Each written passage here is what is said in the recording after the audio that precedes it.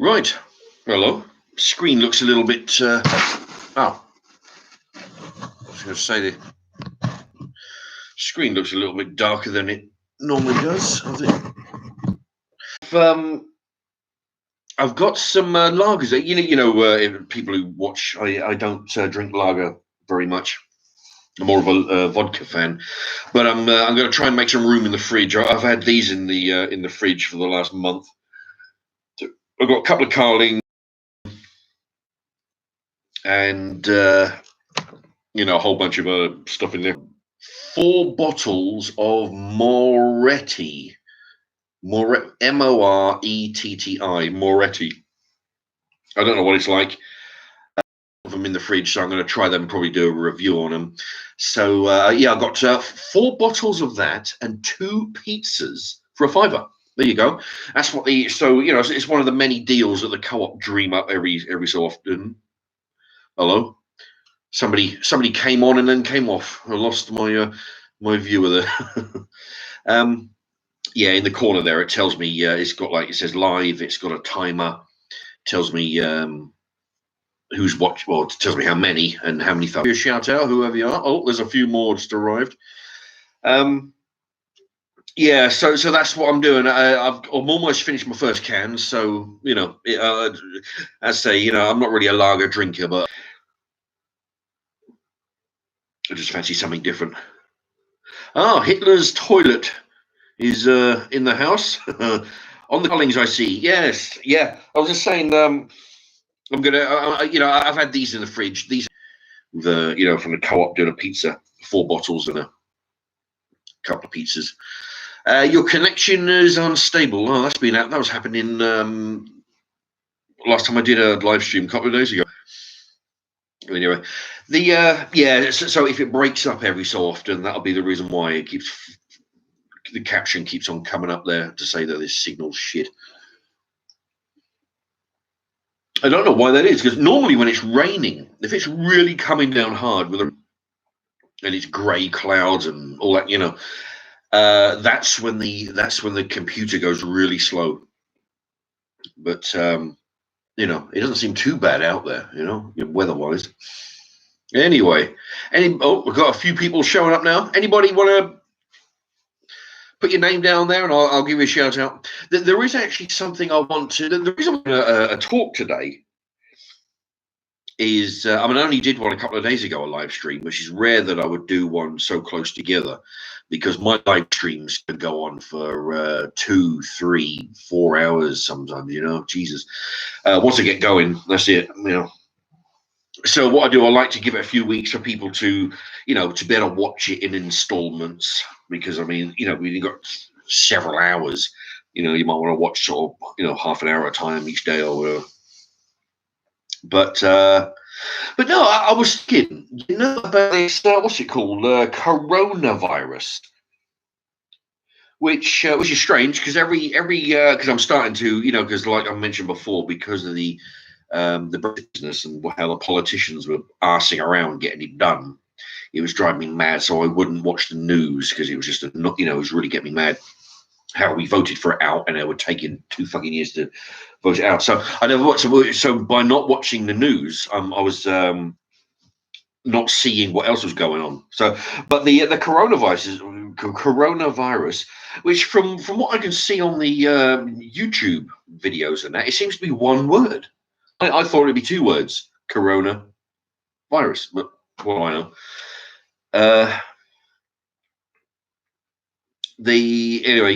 Boy Reese, what's your favorite car? Actually, I don't really have a favorite car. What was it? I had a car. It was a Ford Fiesta Enridge. That was a really nice car. I did a lot of miles in that. That's when I was driving I would drive from Milton Keynes to Zance the other way. That was like a 9-hour round trip or something. Been to Wiss. They had a maze there. But anyway, the Ford Fiesta. That was a really nice car. Coronavirus. I was actually thinking, it's because I've been talking to you, because I was surprised yesterday. I was trying to phone up the local co-op to see, to see if they're still open. No fucker was answering the phone, so I assumed that they were shut. And then I phoned up the local chicken shop to see, are you open? Are you open as normal? I said, oh yeah, yeah.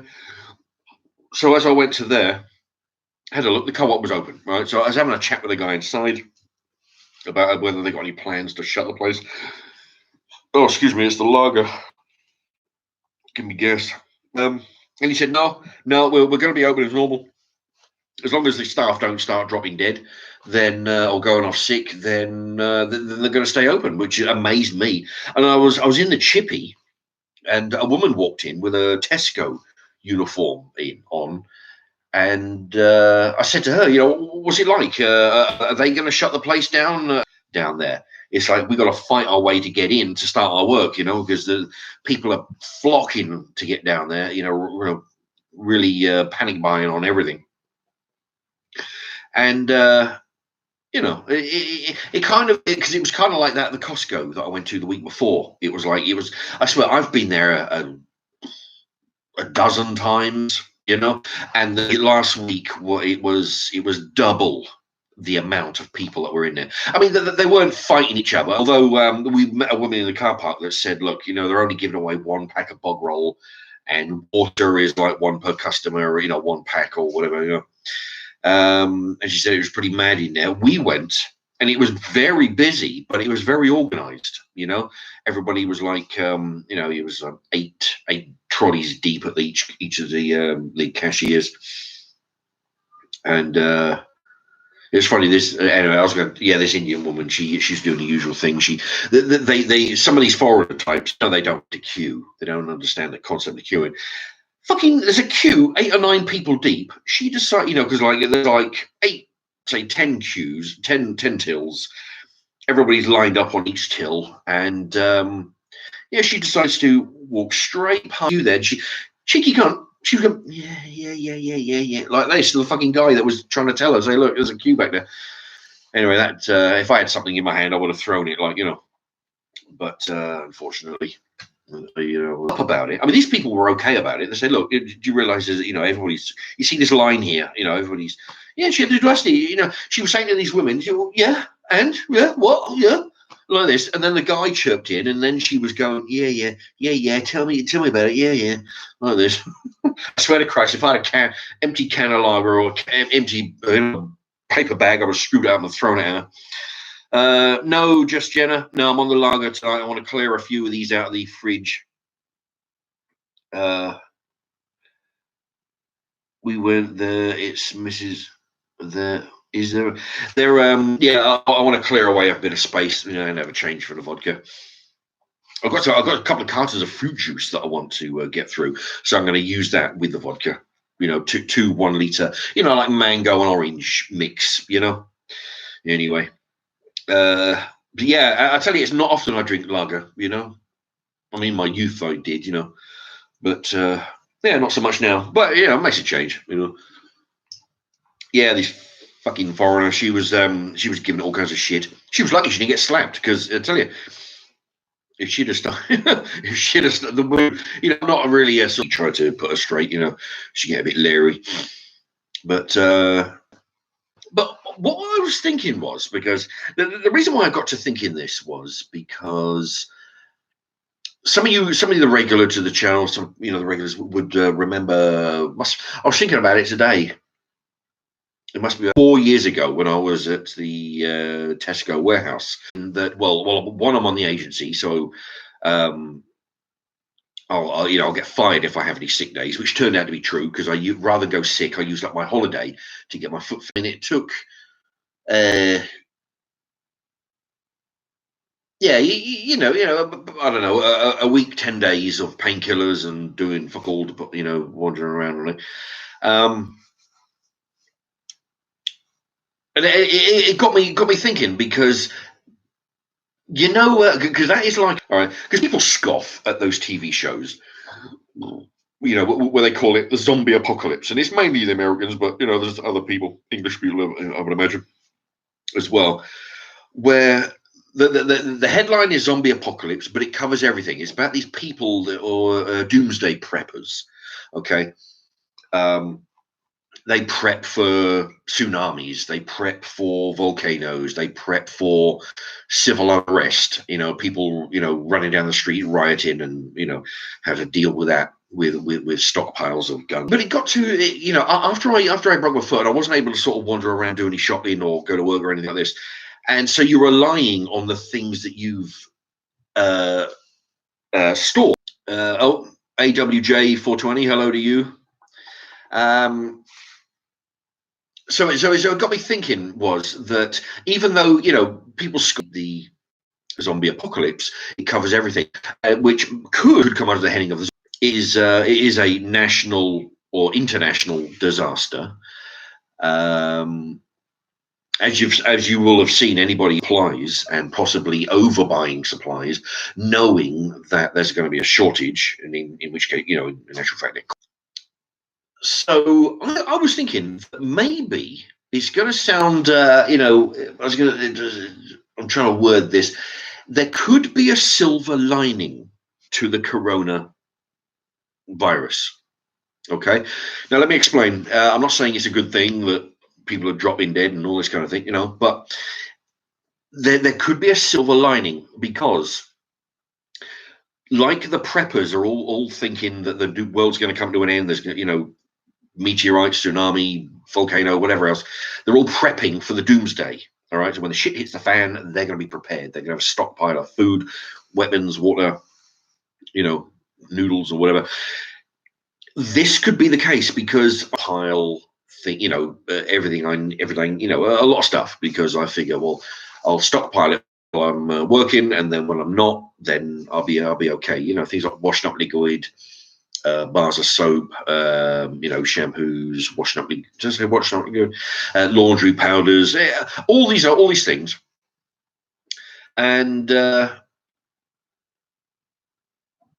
and while the silver lining comes in, it kind of made me think what I'm falling short on and what I've done well to stockpile. Like 5-litre bottles of water. But mainly I buy those. I buy 5-litre bottles. I've got about 7 of them, mainly because I don't want to have to walk down the shop and buy it, right? So I keep a stockpile of bottled water,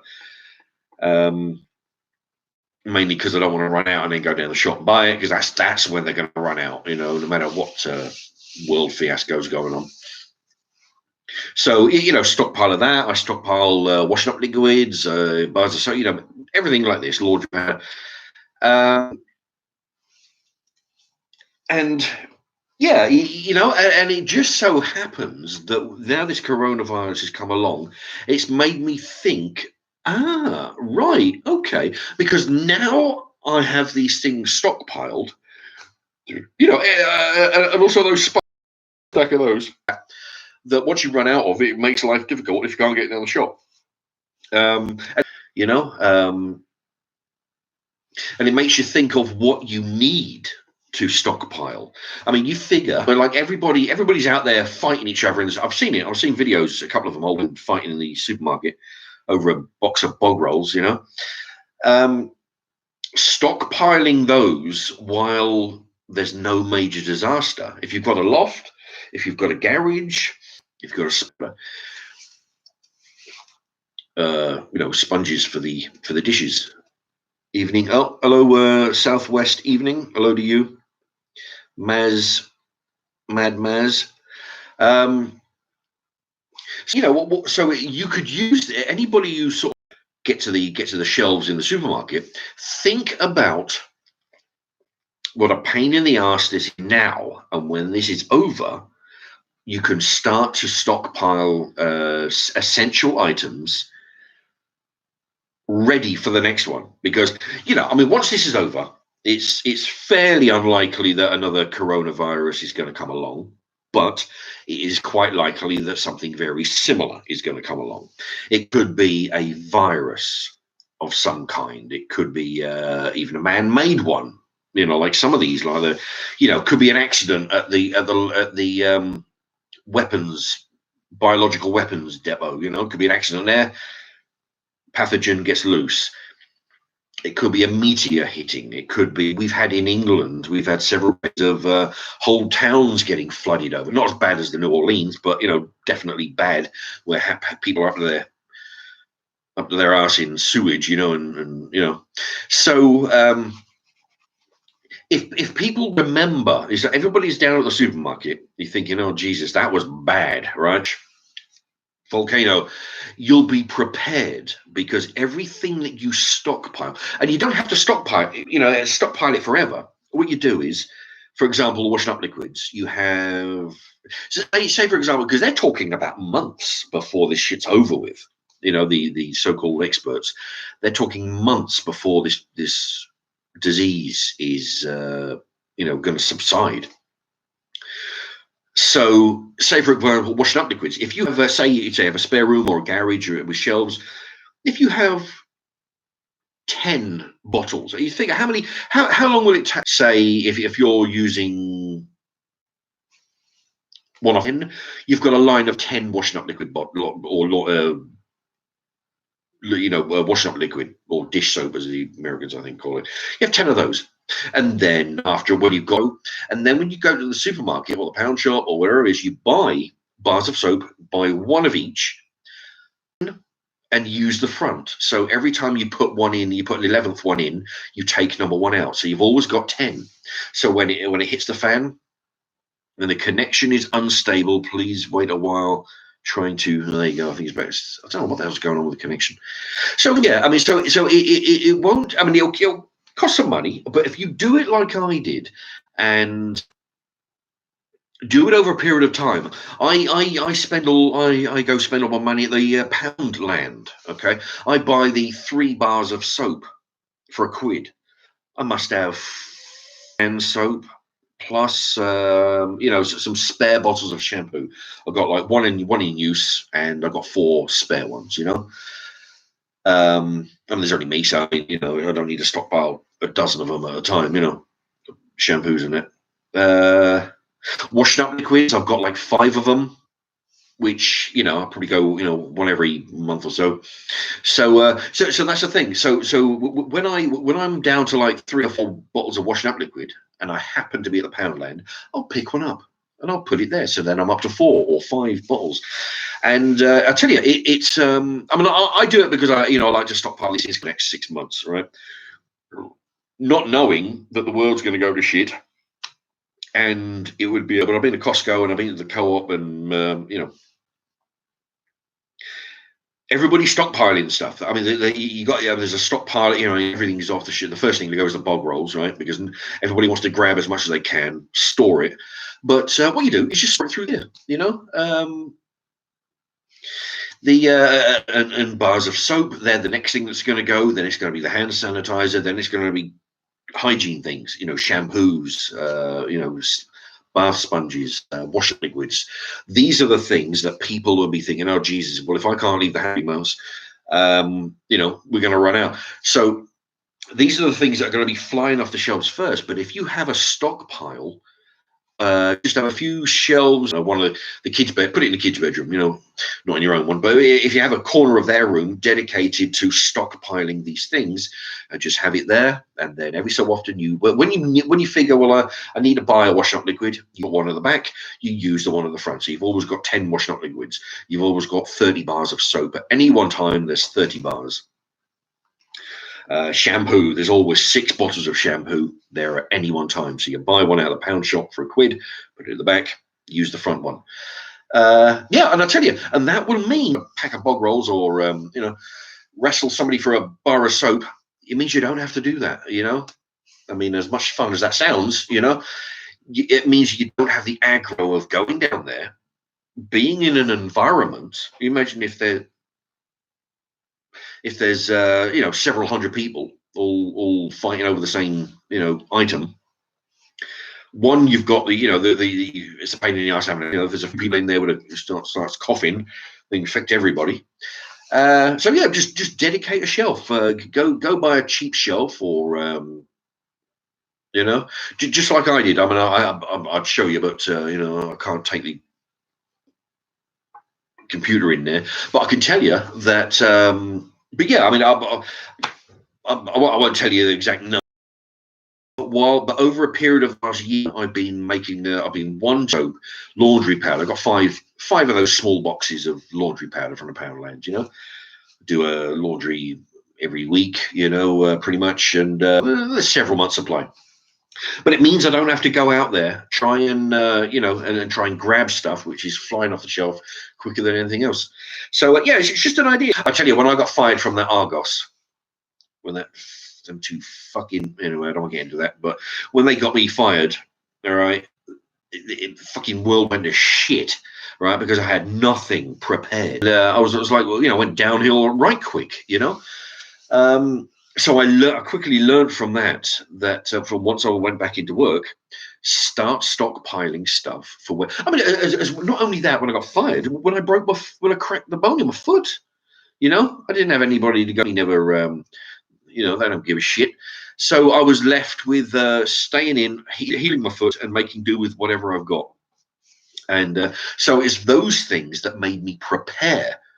And it just so happens that there happens to be a world disaster, which makes those that preparing worthwhile. Let's see. Yeah, let's see what people got. There you go. Pablo Mancini. I have 148 rolls of bog roll. I'll say bog roll is my. I only use one a week, so that's 248 weeks. Yeah, what's that? 248 weeks. That's 50. Well, what's that? That's 2.5 years worth. Yeah, there you go.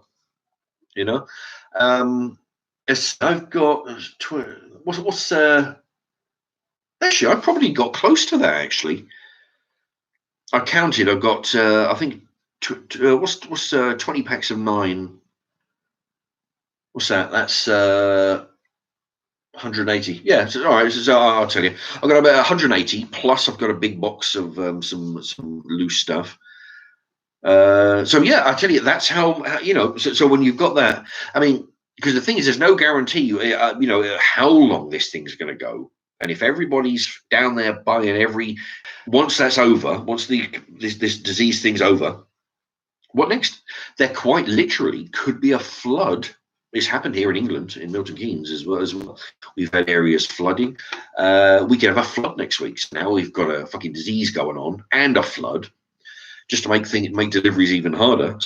So having that many bog rolls, it may sound to some people a bit overkill. Got his 248 bog rolls on the shelf. Possibly buying a new one, putting it at the back, using a pack that's at the front, just to rotate. I don't know. I don't know what he's doing, but he has a fridge full of lard as well. Well, actually, lard is a very good. Yeah, I mean the Scott of the Antarctic, when he goes to the North Pole, they took a boatload of butter. They were eating butter by the block almost. Butter in every meal to keep the calories up. But yeah, it goes to show a lot of people may think, well, that's waited 2.5 years. But imagine if you break an arm or break a leg. How long are you going to be off work with a broken? You tie it in with the coronavirus, and then you tie that in with a fucking flood in your area.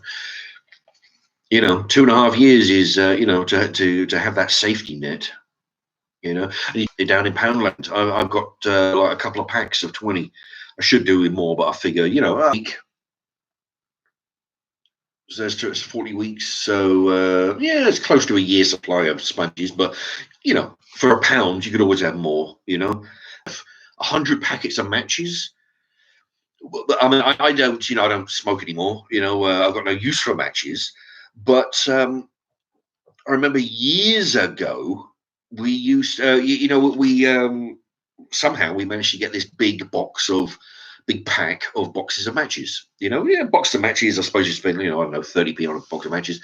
But we, had a big stack of them, bought them in a job lot, probably take a few packs, or whatever. But they're handy to have. The ability to start fires, It's always a handy thing.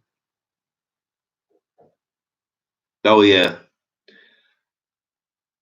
Putrefaction chamber. Don't tell everyone how much you've got. The mobs will come and take it off you. You look like a bit of a soft male. Yeah. Well, Um, kept it. Mind you, it's not like a vast quantity of stuff I've got. I've just got enough for a several supply, a little while supply. Enough to mean that I don't have to wrestle people down to the local fucking supermarket. Pablo Mancini, let me tell you, I had a 9-packs. Like buy a dozen 9-packs all in a big bag. I did that once. Or you find a supplier. In this case, what I used to do every time I went to the co-op to buy, no matter what it was, pint of milk, rolls in there. Just every time and then just put it on the shelf, and it builds up. And every time you go to the Poundland, you don't have to load your shopping bag, break your back trying to hump it home. Just every time you're in the vicinity of a pound shop, pop in, get a couple of 3 bars of soap, get some washing up liquid. Yeah, get a look. They do the small packs of washing up liquid for £1. Get one of those. If you're going to or fro past on the way to work or somewhere, each time just pick up something. You don't have to weigh yourself down with picking up, 6 3-packs of soap, 4 boxes of soap powder, 4 bottles of shampoo. You don't have to do that. Just buy one, buy 3 things every time you go in. Washing up liquid, soap, laundry. Next thing you go in, buy 3 bar of soap. And it adds up. And I tell you, you'll be glad you did when a disaster comes in, because remember, the zombie apocalypse is just a meta. There's 3 right there. Then there's earthquakes. There's and then there's terrorism. Admittedly, we would be fucked if they targeted food in your house is in the freezer. Because you figure it's in the freezer, it's being frozen, and your connection is unstable again. What the fuck is going on with this busted channel? You probably figure that your stuff in your freezer is safe because it's frozen. It's got 6-month life going on in there before it starts to, electric goes. You're fucked because you lose the ability to store food, and you lose the ability to cook food. And even if you could, you'd have no lights to see what you're doing to cook the food anyway. So, you're fucked all the way around. So the electric is the worst thing, but providing you've got electric, then, and it also, it also helps to have, I don't eat, I have a few cans of stuff. I buy my vegetables frozen. I don't buy canned vegetables anymore. I buy frozen. But what I do, I do buy jars of stir fry. Oh, and a channel. I don't know whether can they. It keeps on saying that the channel's screwing up. So what was I saying? Yeah, I have things like canned tomatoes, canned beans, a few canned soups, but not a lot in cans. I don't buy veg or nothing in cans, but they're handy to have. So this is the kind of thing that you could stockpile as well, not just the laundry powders and the washing up liquids and all that lot, but if you have a shelf where you can stockpile things like, say for example, you have an occasion where you can't get down the shop, you have a certain supply of, you have 6 1-kilo bags of pasta, for example, or actually you can buy 5-kilo bags of pasta. Works out about a pound of rice at a time if you know how to make rice. Eating pasta and rice most days mixed in with some other stuff is not the most exciting meal, but when it comes to a world disaster, it beats starvation, let me tell you.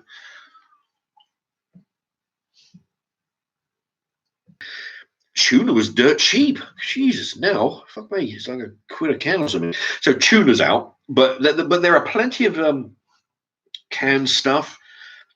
There are jars. You can buy sauce for like 65p down at Lidl's and Aldi. And then one goes at the back, and then you use the front one, so when a disaster happens. Anyway, but let's see. Mancini has a fridge full of lard. Purification chamber, they will kill you for a bottle of shampoo. Well, yeah, that's the thing of... G. White, I feel like utter shite, isolated, watching Mark's remarks and next for Netflix. We feel like shite because you're watching Mark's remarks on Netflix. I don't know. Actually, I've heard good things about Netflix, but I'm against paying a fucking subscription fee. I'd rather have adverts and a free television channel, rather than pay subscription and any road. Purification chamber. I thought lard was kept in a larder. Yeah, that's interesting. Yeah. Actually, I've got some lard in the fridge from last time I made a bird feeder.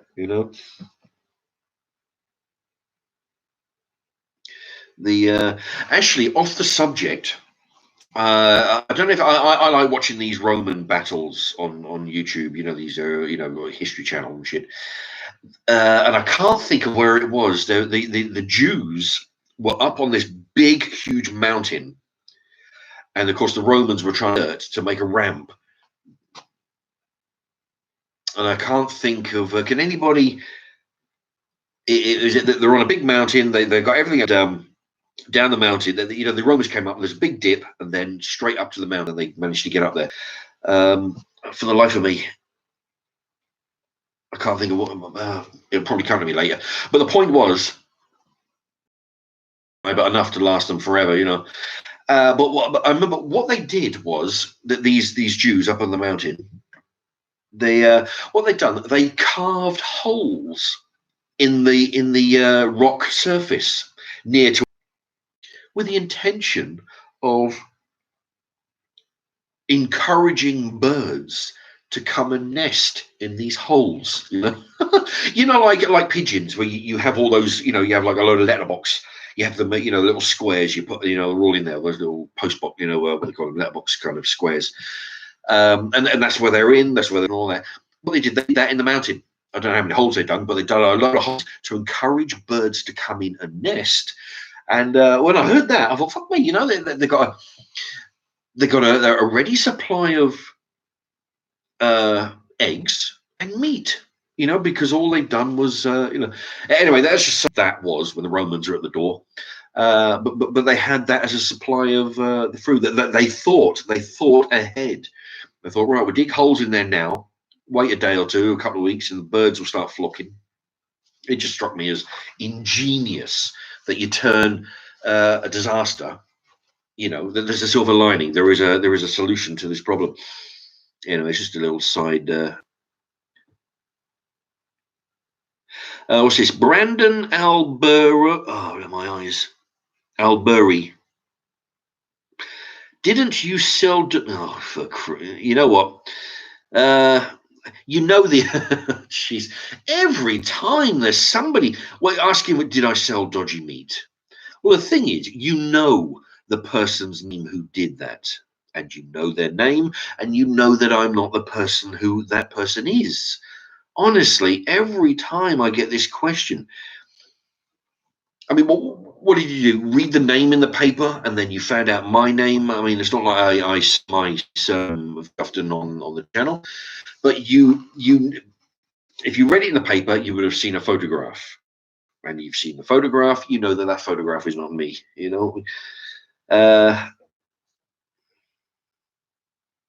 Anyway. Oh, hello, Lee Merton's in the house. Pablo Mancini, the signal is really bad, he says. Yeah, every so often I get that thing coming up on the screen. It says the signal's shite, I don't know. It was going on a couple of days ago. Hopefully we get through. Let's see, Lee Merton, all the schools are shut Friday. I'm going to lose the will to live. I have a 7-year-old twins. Yeah, Archie and Phoebe, if my memory serves. I remember because you've sent lots of one of my regular when I had the PO box, Lee Merton, there, you just sent lots of stuff. I still use your cup that you sent me, that World Cup plastic one. Not today because I'm drinking out of a can, but I still use that. Yeah. Regards, Archie and Phoebe and the family and all that. Yes, I remember. Yeah, I can imagine they'll be driving you mad. 4x4. Hello, another regular. Edward Caramel. Edward Caramel. What is this about a tomato plant? Yeah, well, if you go on to a video which is about 6 back, potato sprouts coming out with. I was regrowing some stuff on the windowsill and in the cupboard. I was regrowing some potatoes where you buy some veg, you leave it on the shelf, and it starts to sprout. And when it does, hope when I get the allotment, I'll be doing that as well. If I get the allotment, but that was a short video there. Yeah, I did a potato, did some carrot or plants, plural. So yeah, check that out. Or just type in I don't know, Mark. If you type, the thing is with my channel, you have to. If you type in like tomato plants, just put Mark's remark at the beginning. Mark's remarks tomato plants. Mark's remarks curry. Mark's remarks sandwich. Mark's remarks stir fry. Mark's remarks in front of everything, and that'll come up. Mark's remarks tomato plant. Terry Tibbs, Mark, my friend in Northampton, says you sold dodgy meat to schools. All right. Oh, White Van Man 999 is in the house. Hello to you. Oh, Edmund Caramel. Edmund Caramel. He won't answer, Terry. Someone tried earlier. Well, see, that's the thing. As you may have noticed, I've been talking non-stop for the last 45 minutes. I haven't seen anybody else ask that question. You were the first, and then Terry Tibbs jumps in. So no, it's no big vendetta against you. I haven't been ignoring you. It's just that I haven't read your comment, before. Have you tried cooking with liquid 4x4? Have you tried cooking with liquid smoke? Did you make that up? Liquid smoke. Anyway, I tell you what, right, I'm going to go get a can. Oh.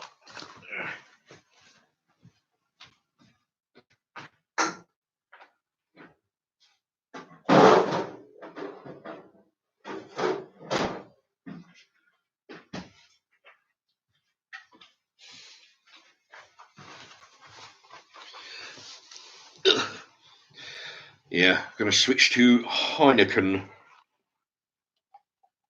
just to have a change.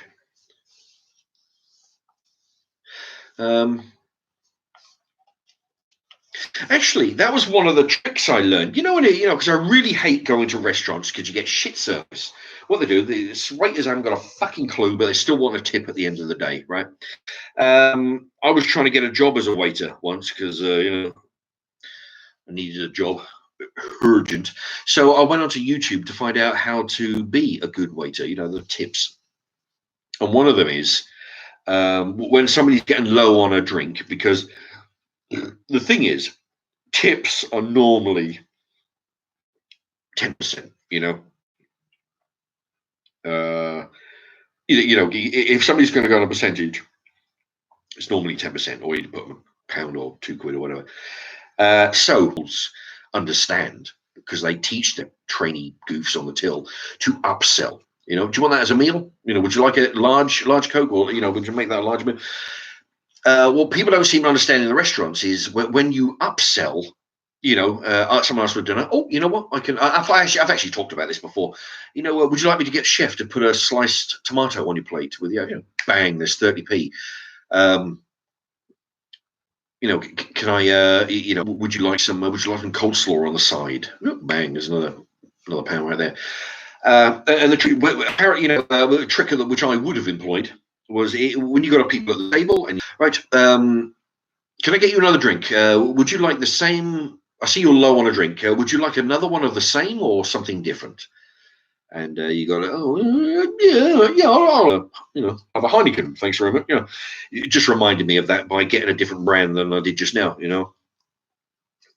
It's so if there's any waiters out there, you really need to start, boning up on how to be a good waiter. There are videos on it, because personally, I'm sick. You know, the thing is, if I get shit service in a thing, I don't give a tip. You know, I don't want them to be. I hate it when they're all over you. You know, from world disasters and storing food and stuff. You know, when like you're at a restaurant and you've Nicholson, who's in the film Hoffa. You know, and the idea was he was going to court and he was talking to his friends about this story, and the kid from the court comes up and says, "Excuse me, Mr. Hoffa, you need." And he said, "Don't interrupt a man when he's telling a story. You just don't do it, son. All right, you stand back and you leave the fucking guy to finish his sentence. You don't ever interrupt." And he's going like, you know, by then he can't think about what this thing. Well, shit, I've lost my train of thought now. I'm like that. If I'm talking about a thing, oh, I hate that, standing well away from the counter. I'm talking about finishing off my sentence, and the guy fucking shouts from the counter, yeah, "Can I help you? Yeah, over here, over here." You know, I've actually said to him one time, "Are you shouting at me?" Said, "Yeah." "Well, fucking don't." Okay. I mean, you know, I was a bit angry that day, but yeah, I told him, "Well, don't fucking shout at me. You know, I'm standing well away. There's no reason for you to shout anything at me." But no, if I walk up to the counter, I'll finish my. You know, they're on an hourly wage. I'm in no fucking hurry to get a burger. I'll get a burger now in 2 minutes' time. I'm finishing my sentence, and it's like with the restaurant when they got no reason to stop you from talking. They don't need that plate there and then. They can wait a few moments. They can wait till till you stop talking. I don't know how I got on that, but yeah, that's all about waiters. So anyway, who's got some questions? So yeah, that was my my little waiter rant. That was my preparation for doomsday. I mean, personally, I think it makes sense to stockpile when the going's good, and then when the shit hits the fan, it's one less thing. You know, like the electric meter, for example. I mean, I try and do this as a force of habit. What I'll do, I'll try and cram. Yeah, the fuckers down at the electric board. They've got some kind of rule now. I think it's like I don't know what it is. Slightly over £200. You can't put an infinite amount. You can't put like £1,000 in your meter. I think it's in like 200. I've got about, I don't know, 250 quid or something you can put in your meter. There's a limit you can put in the meter, and I usually try and get a high amount because I don't want to have to go back to the shop every fucking week. So I like 3 months worth of supply of electric money in the meter, and then I'll try and put 50 or £100 on that little key card. For those who don't know, you go down the shop, you give them your key card. It's like a little pencil or something, you get it credits your key card with that amount of money. You come home, you put the card in the meter, it credits the meter. So I have a load of money on the meter, and I have 50 to £100 or so on, or whatever it is, on my card. So if the electric runs out in the middle of the night, quick enough before they shut, it goes downstairs in the meter. And also again, if I break my foot again, or call it break, crack the bone in my foot, or get my brother to crack my rib again, or end up with some kind of injury, I've got an emergency, stash of electric in the meter and on my card, so I could probably go 3-4 months without having to pick up any electric.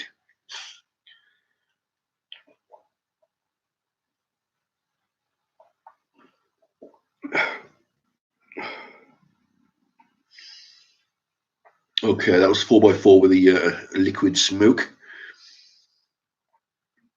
Tom Smith. Hey, Mark. Love the channel. Thank you very much.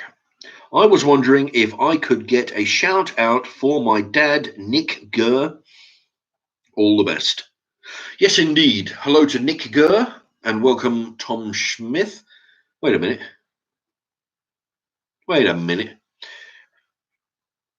For your dad? Well, if your name's Nick Gurr, how come? Your dad's name's Nick Gurr. How come your name's Smith? How'd that work? Would you change your name by Deepol or something? Or are you maybe one of those? I knew a guy. He got married and he was the one who changed his name. Maybe that's what he did. Maybe. Well, I wouldn't recommend doing that, because if your workmates find out, you'll never hear the end of it. Okay, Shropshire Lass. Liquid smoke is used in cooking to give a smoky flavour. Huh.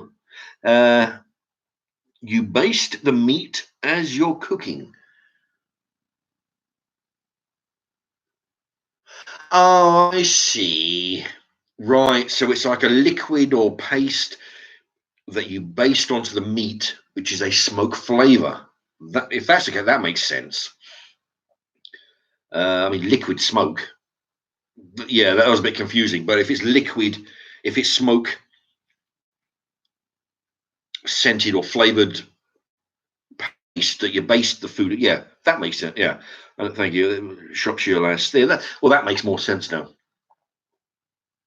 Yeah, it's a bit like I've got someone at like rub or liquid rub you get out of the shop. You go buy a packet of it, put it all over the chicken. It makes a curry flavored chicken or something. So shit. Mad Maz 49 says, Mark, the local Pakistani shop in Edinburgh are charging £30 for a six rolls, six bog rolls. Is that true? I'll be the ringleader probably. Yeah, 30 quid for a six pack. Mind you, I was thinking, I wouldn't put that past. I wouldn't put that past some people. You imagine though, if you knew that this thing was heading our way and there's going to be a worldwide pandemic going on, you'd be on your phone to every member of your family, right? Get every stick, every pack of bog roll, bar of soap, washing up liquid, everything. We'll sell it for 10 times the price when it all hits the fan. A bit like what they do at concerts, when they when you go to a concert and it's like the temperature's as hot as an oven, they're charging £2 for a can of Coke. They've done that.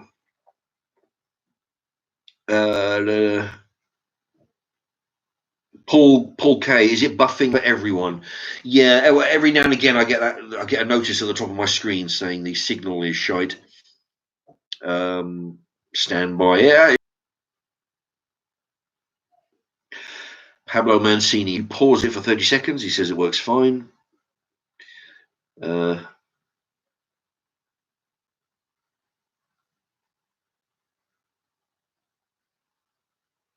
yeah, Mad Maz with the same thing with the bog rolls at 30 quid.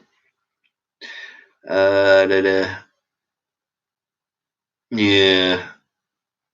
Although, I mean, 30, well, that sounds a bit steep though. But tell you what, I don't know how true that is. I don't know. It says, I mean, I can imagine them doubling or trebling or quadrupling the but 30 quid. Although I tell you, if any shop round that tried that around here, there'll be a lot of people. I would imagine a lot of people who like me that don't like to be fucked with by shopkeepers and whatnot, who would make a mental note and remember it for when the fiasco's over and never give them any custom again. It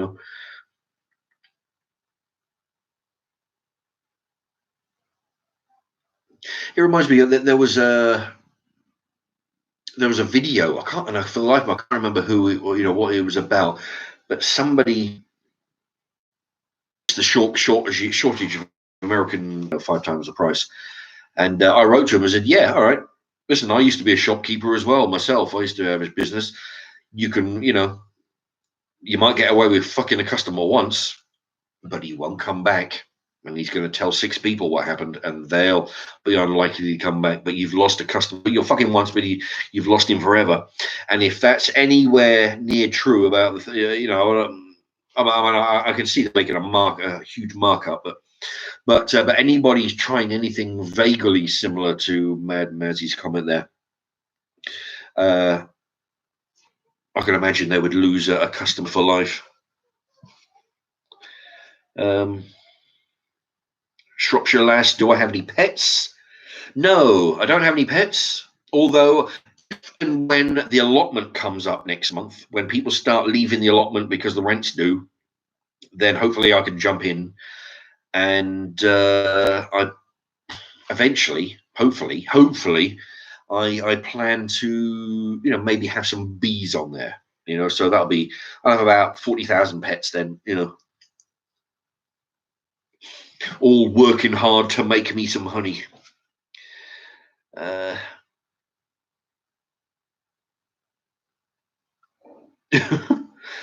Cons Customs, a shop in my hometown, is selling little sanitizer gels for £15 each.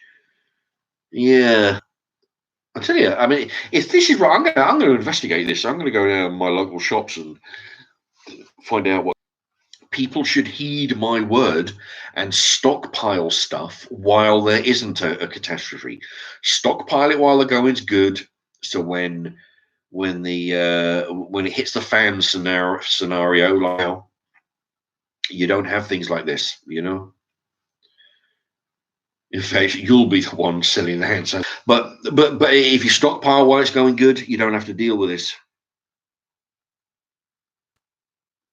Yeah, Shropshire Lass, are you going to be doing a collection of stamps again for the doggies? Yeah. Well, the thing is, I still have the envelope here with the collection of stamps from the last PO box that I had. I don't have a PO box going on at the minute, so I don't get any fan mail. I don't really get a lot of mail in the house, and when it does, it normally comes in with those, you know, those prepaid sort of, you know, franked envelopes. But yeah, I mean, if anybody's out there who gets picture stamps or Queen's Head stamps, you know, they're all good. If you save them, you can always, I mean, you can save them up for one day when I next get a PO box. I don't know when that'll be because it's fucking 95 quid to, or it's £25 a month. Yeah, £25 a month. So 3 months is like, you know, 90 quid. You know, oh, actually, it's slightly less because I won't have to pay the signing up fee and all that lot. So, you know, it'd be about 75 quid. But you can save up your stamps in a bag, post them to me if and when I get a PO box, and of course, if you can find another charity, by all means, you know, do that.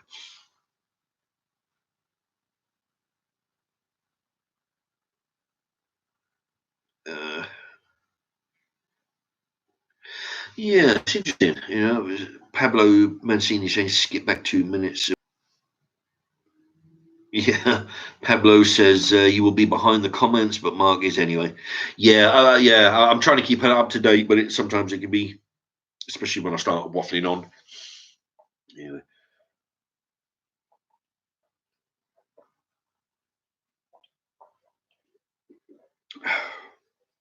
Am I the only one who's had the good sense to stockpile stuff over the previous year or so, or a couple of years? Am I the only one? Because nobody else is, aside from who was it? I can't remember. Stockpiling those bog rolls and whatnot.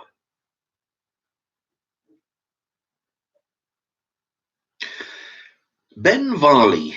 Hi, Mark. I'm here with Becky. She said to tell you she still fancies you. Oh, thank you very much.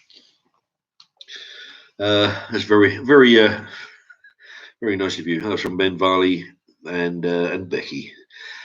Brian Ruff, I suggest you buy some soap and the. What's this? Brian Ruff, I suggest you buy some. I can. Right, okay.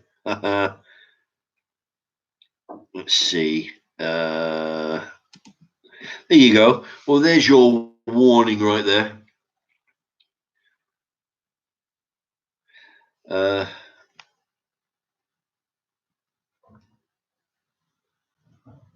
Ryan, you nerd, absolutely, Pablo. Yeah, he's on a timeout. If he, you know, if he keeps being an asshole, then he'll get banned. I don't get paid enough to read stupid shit like that. I'll probably, you know, I'll put up with you people for a while, all you troublemakers. But you know, If you just here to cause trouble, off you go. John says, I think it's called hoarding. No, I disagree. They collect bags of empty bean tins and newspapers going back 35 years. And no, Ryan Ruff, you're still on the timeout. Your comment is not being shown. Nobody can read it. It's not called hoarding. Like, I don't know, but the thing is, it's all useful stuff. I mean, it's not like it's stuff that you use, only you buy more of it. And you still go down the shop to buy your washing up liquid, but when you do, you put it in the back of the line and you use the one at the front. It's probably a bit overkill, that part, because there's probably no shelf life on washing up liquid, but it's good to get into a habit of revolving. Put stuff at the back, use the stuff at the front. A bit like what they do in the supermarket with the tomatoes, which is why you always go to the back. That's a good tip for you, But no, it's not so much hoarding. It's just sense, because all it is a safety barrier. It's not. But when you have the money to do this, or the ability, say with an injury, or with a pandemic like's going on now, you don't have the you risk your life for the net. That's all it is.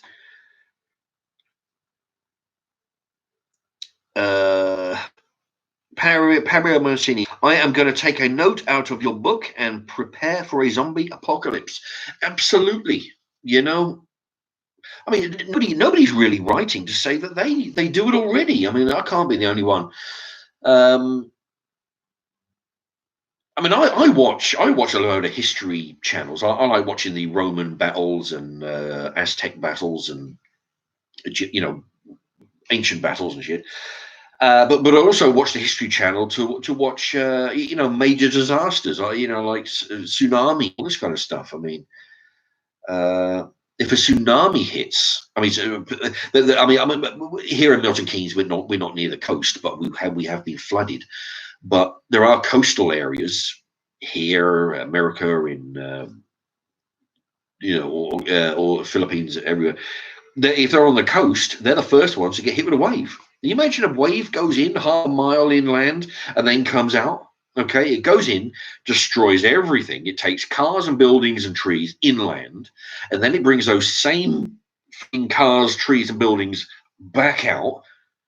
So you get a double whammy of destruction. Any crops that are being grown, they're gone. And any crops that are going to be grown are fucked, because they can't be growing in salted ground, salted watered, with salt water going on the ground. So doubly fucked.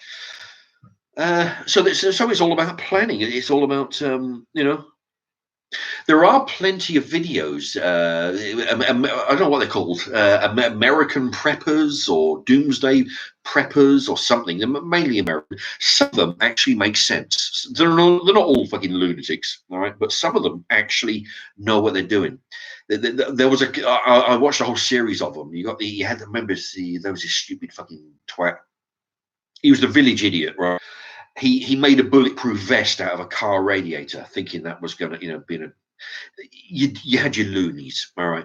You got stupid motherfuckers building holes on their ground, building fucking tree houses. They're buying land 30 miles from their house, because when the shit hits the fan, they plan on gathering everybody in their van, driving 30 miles and living in a tree house. This has been done. And then he coated his tree house with silver foil, or not silver foil, but, like mirrored plastic kind of thing, mirrored surface, mirrored sellotape or something. So basically, so it reflects the surrounding trees, so it blends. Fucking morons. But some of them, they have their own chickens. I mean, don't talk about homesteaders. We talk about people in cities. They would have a garden or they were growing this special kind of fish that grows quickly, and it's really flavoursome, and it takes on the flavours of other foods and this kind of thing. Your connection is unstable again, for Christ's sake. It's happening a lot. they would have their fish tank. They would have the birds on top of that, meat and eggs. You know, or I'm looking at an interior door of it. We got your interior. I used to work in a place where they made interior doors. What it is, if you look at it broadside, you've got a square frame, all right, and then you've got a 3 or 4 millimeter board stuck on the front, and then on the other side you got a stuck. So you imagine, yeah. So looking at it sideways, you've got your window. So you got it broadside. So at first glance, it looks like an interior door. They're as light as hell, except when they fill up with food and cans and stuff. So you having a 4-month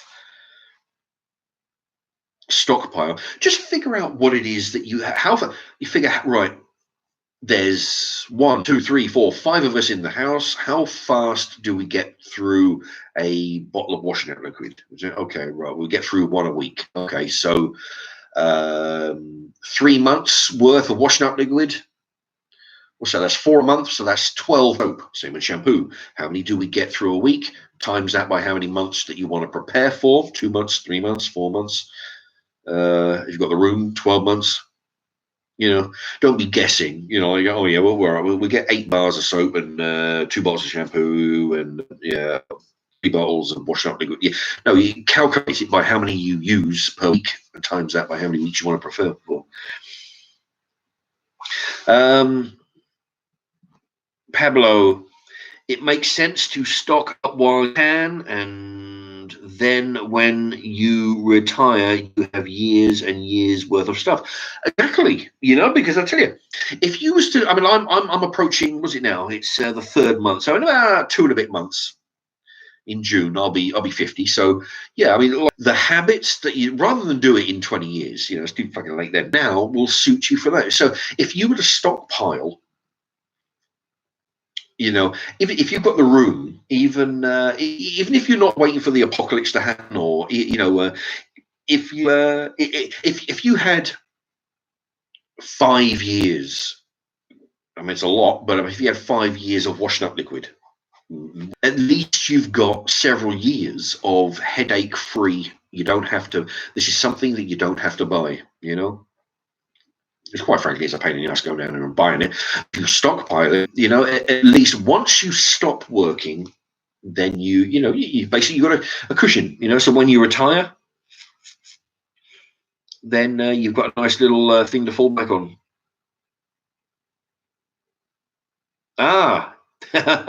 You know what? 4x4, they call it prepping. That's it. What I was just looking at was Pablo Mancini. Have you heard of the 6P? You've actually wrote it below as well. I was actually going to tell you what it was. Yeah, I mean, what my dad, the only good thing I ever fucking learned from my dad was the 6P principle. His version was proper planning prevents piss poor performance. Now, the other people have different variants. I haven't read what Pablo's version. Oh, actually, oh, there you go. He says proper preparation prevents piss poor performance. Yeah, because everybody's got a different version, but mine was proper planning. And a lot of people got their different variants on it, but it actually makes sense. Proper planning. That's all it is. It's not like very difficult. Say you'd have put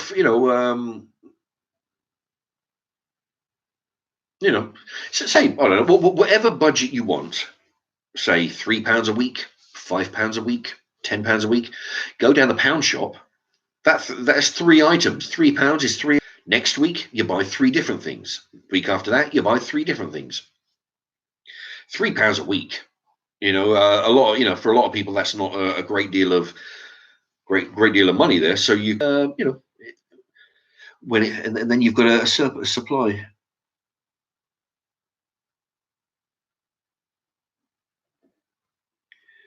Shropshire lass, we are seeing the best and the worst of humanity at present. I can imagine, yeah, because I've been avoiding going down the shops. I only went yesterday to see if it was open, and I thought, well, if they're there, I'll buy a few things. And it wasn't really all that crowded in my co-op, but I noticed bog rolls when I went there before. they're all gone. But yeah, I mean, I've heard of people fighting in the supermarkets for stuff.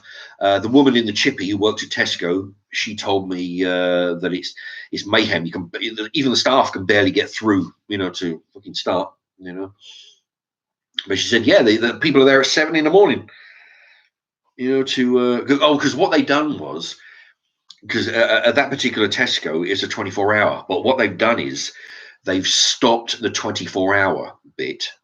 I don't know what it is. It goes from like 6 in the morning till 2 in the afternoon or something, but they shut the place down in order for them to restock because they can't do it while the place is open. They just can't get to the shelves fast enough. So what they do, they just shut the place down for half the day or whatever, restock it and then let them back in.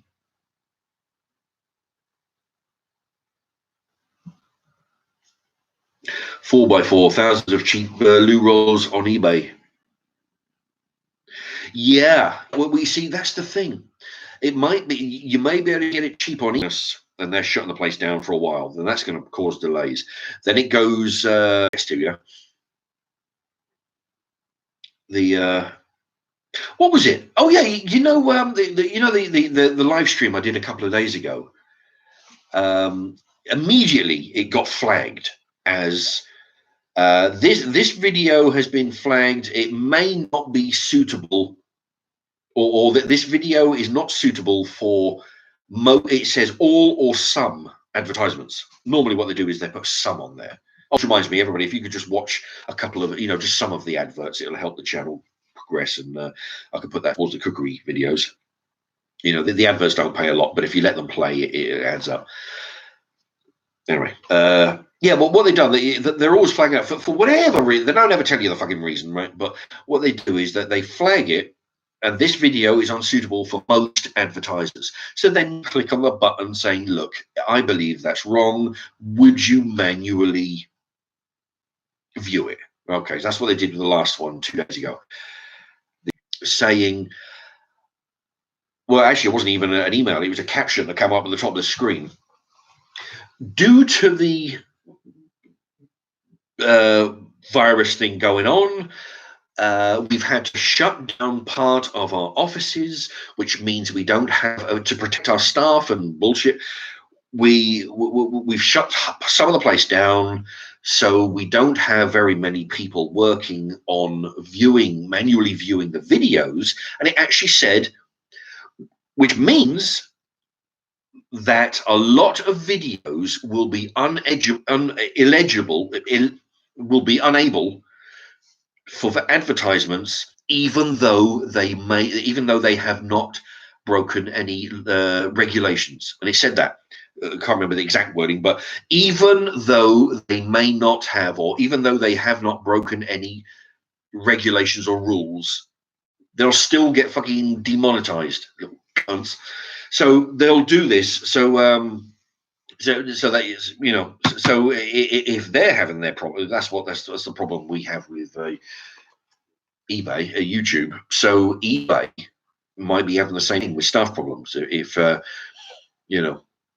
whereas YouTube say we haven't got the staff to monitor to actually look at your videos, so we'll just do a blanket thing all over. We can't watch them all, so we're just going to say fuck it, right? Don't monetize any of them, right? So that's half the workload done right there. So so YouTube or eBay might be having their I keep getting it mixed up. eBay might be having their own problems. They might think, well,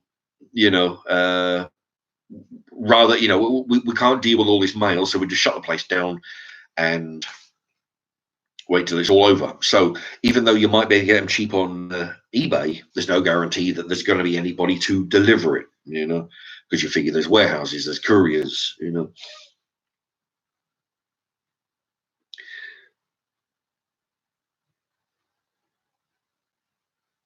Yeah, Shropshire lass, you need to check the shelf life of purchase of products before prepping. Yeah. I mean, it does help if you're a serious prepper. There's certain things you need to do.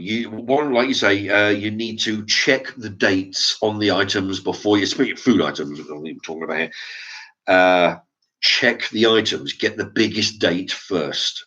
the longest date first, because the longer the more time you have to play with it. Don't buy. Reason being, if you're prepping, you need you're going to be having it on the shelves for years on end. When you have those ring pull ones, they actually score. The metal has been scored, and because it's been scored, that means that it is a weakness. If there's a weakness in the can, it will be there because that little piece, that little scoring mark they've done in there, is the weak link in the can, because it has to be weak for you to manually pull the top off.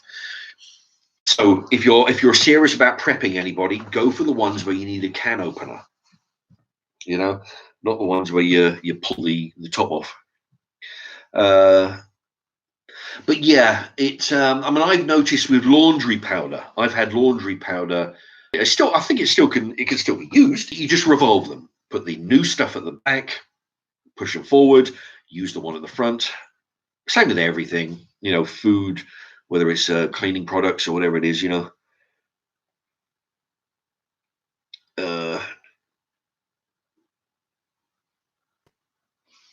Pablo Mancini, David Icke put out a coronavirus video earlier, and it was taken down after 4 minutes.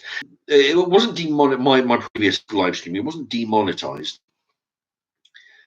but they said that it's suitable for some adverts. So they might. I don't know whether that because it had the coronavirus word in the title. I don't. Because they'll just they'll try and censor you, because what they do is itching again. Rather than it's awkward for you to be putting that kind of video up. If they don't like something, they won't tell you what it is. They'll just demonetize it, but they don't tell you. And two, you have to start guessing. And you're thinking, right, well, maybe it's because it's got the word coronavirus, or like when I had a video called, I did a food review on the company Brains Fall. I did a review on that. They demonetized that. No fucking reason, no explanation. They just demonetized it. Didn't even tell me. I had to find out the fucking hard way.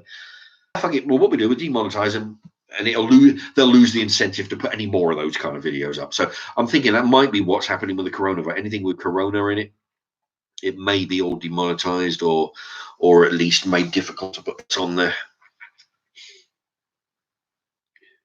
Oh, there you go. Pablo Mancini. Anything to do with corona is not being monetized.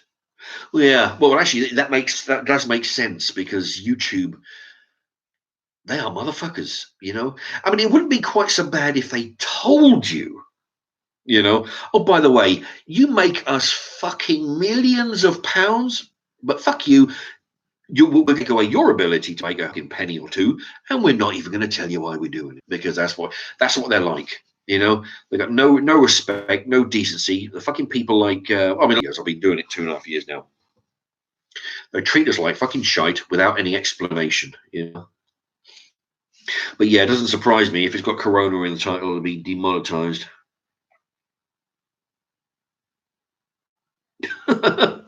Yeah, 4x4 is going to a year's worth of washing up liquid for her birthday. Actually, yeah, I'm sure, it works. What's this?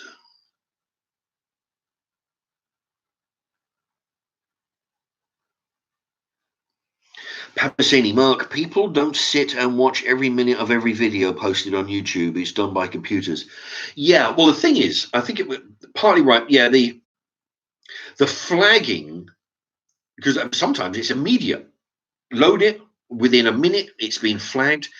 I think it's the computer. It's looking for words in the title, or in the description, or in the tags. It looks for keywords like faggots or coronavirus or whatever else, all my blackface videos, they were all not demonetized, but I was able to get less advertisements on them. The computer looks for these keywords, and then it's up to you or me, the video maker, to click the button and say, no, this is wrong. There's nothing wrong with my video. Would you look at it? And then you see, They're supposed to watch it. I mean, I realize they're not going to sit through 4 hours of me ranting, fucking, but have been broken. But half the time they get the fucker wrong. They're fucking morons, or they just can't be bothered. They just figure, oh Jesus, I've got 1,000 videos to watch today. All right, cancel. It just, a bit like Jim Carrey in that God movie. Bruce the Almighty. Was it Bruce Almighty, where he's God and he's getting all those emails from everyone on the planet? He just, and then everybody's winning the lottery the next day and driving Lamborghinis and all that lot. I think that's what they do at the YouTube office. They just figure, right, oh fuck, I've got 1,000 of them to get through. 500 of them denied. That's it. And then, well, that's half my work done. I think that's what they do. Fucking useless cunts they are. Pablo, algorithms. Yeah, that's exactly right. They look for keywords.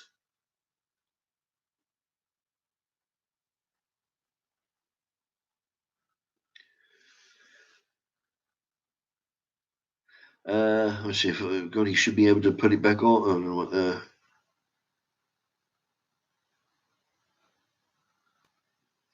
Oh fuck. 4x4. The first case of virus has been confirmed in Russia. Iva Chestikov. Fuck. Oh man. I tell you, it's amazing. The gags that come out.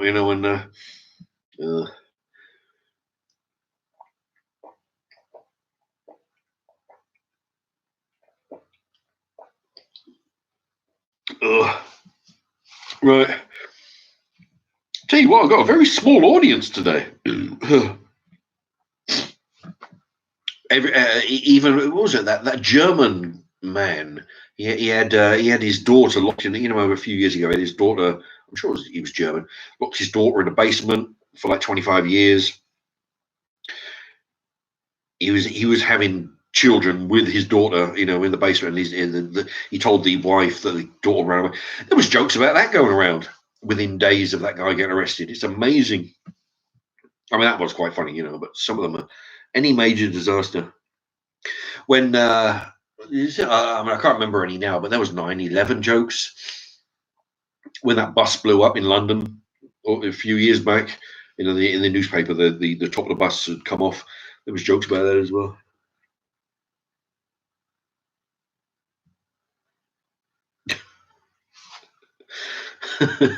Shropshire less.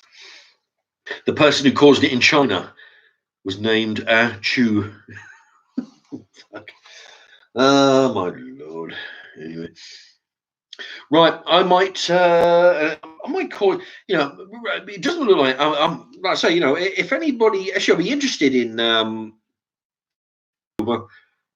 if it blows over and anybody takes up my what I've been saying might take up my lead. Whatever you want to say format, but a 2, a 3, a 4 month or whatever safety net of surplus of supplies of laundry and toothbrushes. And when we were kids, what it's called food storage, and basically, I mean, she wasn't able to fucking plan. She couldn't plan lacing up her own shoes half the time. So what she done, she took what little information that was floating around.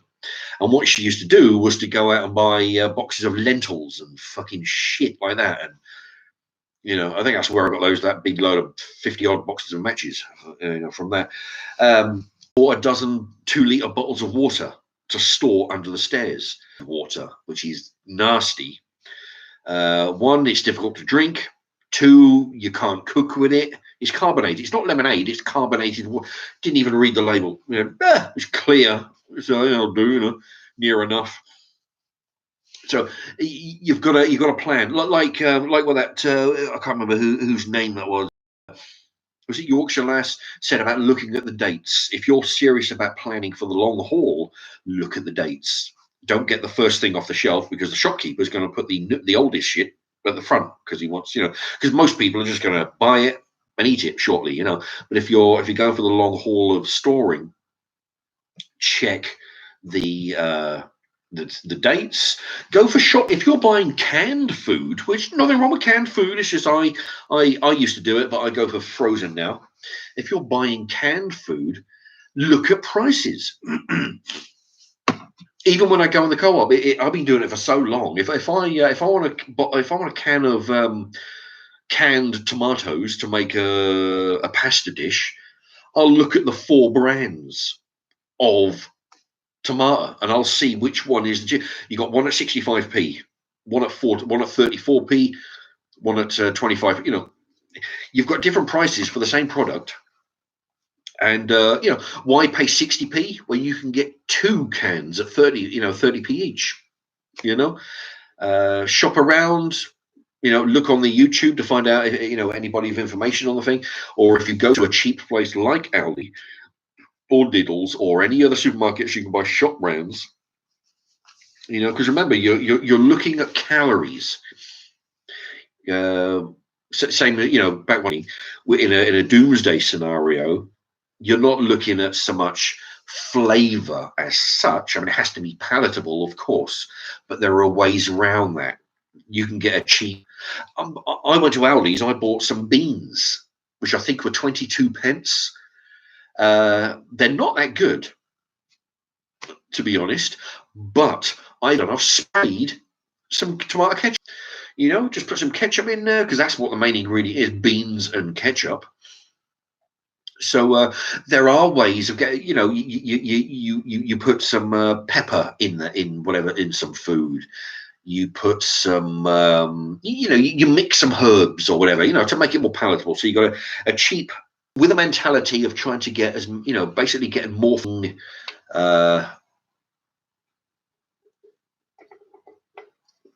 You know, there's, yeah. I suppose you don't get dented cans so much unless you're going to eat them straight away because they sometimes are on offer. But you know, multi-packs, stuff that eat.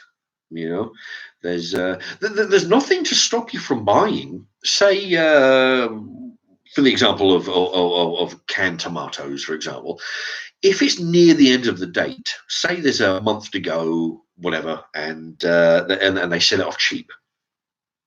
There's nothing to stop you buying those cheap cans of tomatoes, and you put them at the front of the stack of supplies.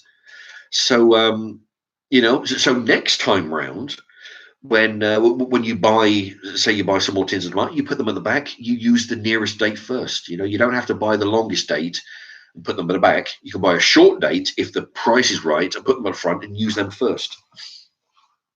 Just change the order where the line, you know, the new and the old is. You know. But yeah, then find you a family member who wants to do the same thing.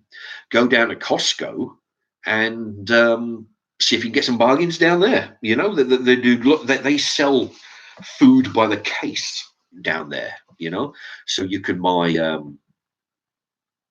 you know, whatever items you want. You get 2 or 3 people together. You buy a case. You buy a case of something for, you know, a certain amount of money. It's divided by 3 because, you know, you get 1/3 of the cans. It means you don't have to buy a whole case of something. You just buy anyway.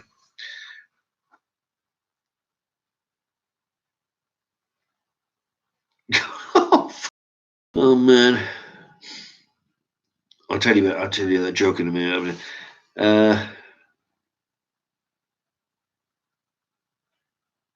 Saying something. I think he's talking about another message. Pablo Mancini says, I've just checked that I'm insured against the coronavirus. He says, you know, I think I'm fully COVID. Yeah. Is that how you pronounce it? Anyway. Nice. China should be handing out big paychecks for the shit that they've caused. Yeah, I mean, from what I understand, on this information for a while. You know, which is fucking awkward if that's true. They need you can get themselves a kick in the cunt if they did that. I tell you, because it's. I mean, the certain that, and then they said nothing.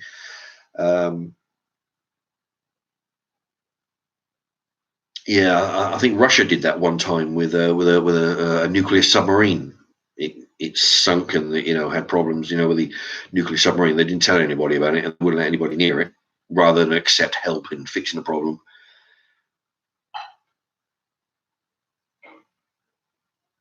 Yeah, there you go. 4x4. Yeah, see, that's the thing. 4x4's got a good point. Grow your own chilies and make your own chili powder. Um, Shoplifters, there's nothing left to nick. Oh, I was in the co-op yesterday. Actually, I think my connection's not unstable.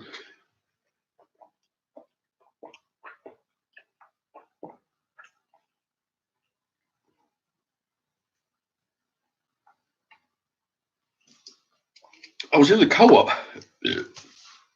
yesterday. I walked in and I'm looking at the pizzas at the door, and there's these two goofs, these teenagers, standing by the door, and I had the spidey senses go. I get that, You're watching somebody and then you think something is off. I'm looking at the corner of my eye, and they're standing on the corner next to the door, with the and one of them says, "Yeah, there's people looking." And I'm thinking, well, that's a bit strange, And I figured that was something. I'm listening to them. There's somebody. So one of them walked toward the door. The other one grabbed a bottle of wine, and they're both headed out the door. They're about 15 years old or something. And being the citizen I am, I went round, found the shop assistant. I said, "Listen, you probably want to look at the cameras because there's two fucking kids out there." I said, "Look, it happened about 90 seconds ago, right? You might want to look at the camera." They grabbed a bottle of wine and walked off. He was like, "Oh, yeah. Oh, yeah." Didn't give a fuck. They used to have a security guard on the in the co-op, but that went, But yeah, no, just to remind me about the shoplifting there. But the thing is, who was it? Yeah, 4x4, growing around chilies. You see, the thing is, I mean, this is why watch a load of their program, a load of YouTube videos about the Americans. They're really into homesteading. Oh, they've got their heads screwed on. I mean, the if they've got some land, they'll fucking use it to grow food for their family. Not like England, where the majority of people, if they've got a bit of land, they'll cover it with grass, have flowers, and then they'll go give the council £40 a year to use a fucking patch of land that they've got to travel 20 minutes to get to, to grow their vegetables. English people are so fucking stupid sometimes. But it reminded me of, because I don't have a garden, right? So I have to try and get an allotment. But I know people who have got nice gardens or nice sized gardens, and they choose to put it on the lawn, fill it with grass, and there's flowers going. I tell you, if I had a fucking garden, I'd have pretty much every square inch covered with chickens and vegetables. That's what I'll be having. But now onto the subject of 4x4. They're growing your own peppers now. In a doomsday scenario, the only people who are not going to starve are the people who know how to grow their own food. You think about what's the most valuable commodity, you think? Have a think about it for 5 seconds. All right. The shit hits the fan, power outage, meteor strike, terrorist bomb, flooding. The most valuable resource that you can have, aside from a stash of commodities in your back bedroom there to help you with a safety net, the most valuable commodity is somebody who knows how to grow food. You ask the average schmo out on the street, right? How do you grow vegetables? They're like, fuck knows. Nobody knows. Because it's a skill that very few people have actually learned. I mean, most people could probably think, well, yeah, I mean, what you do is you put some seeds in the ground, but no, you have to know some vegetables don't grow well in some soils. Some vegetables grow better in other soils. How much water do you give them? What kind of temperature do these vegetables need? What type of year do you sow the vegetables? How do you go about protecting the seeds that you've put down in the earth and protecting the vegetables that are growing? How do you know that the vegetable is ready to be picked? How long does the vegetable last?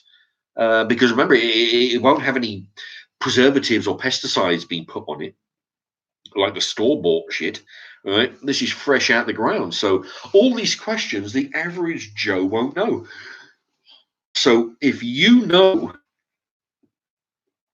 how to grow vegetables, then that makes you you have one up on everybody else.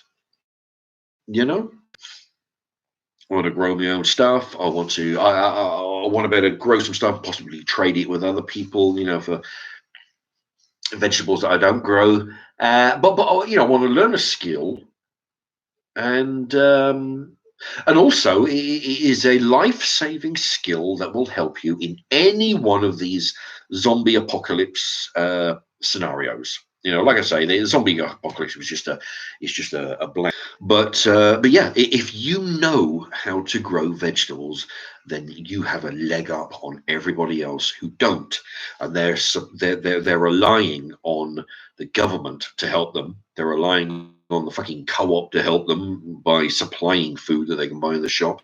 Yeah, so you know, it makes sense to um,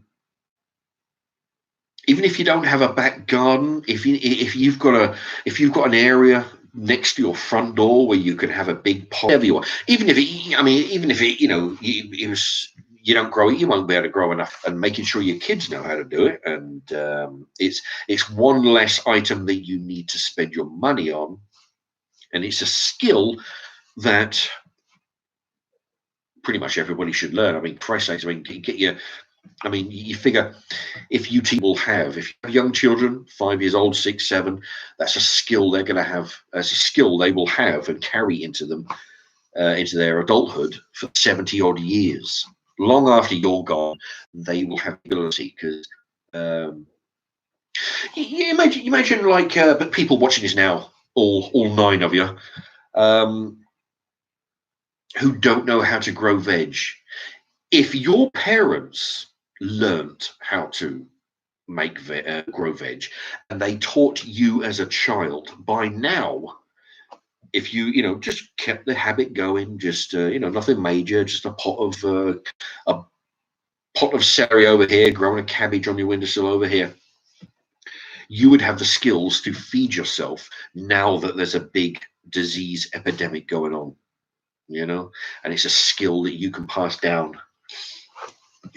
When I was when we were at this back in 75, 76, 77, it was about 78 when we moved here to Milton Keynes.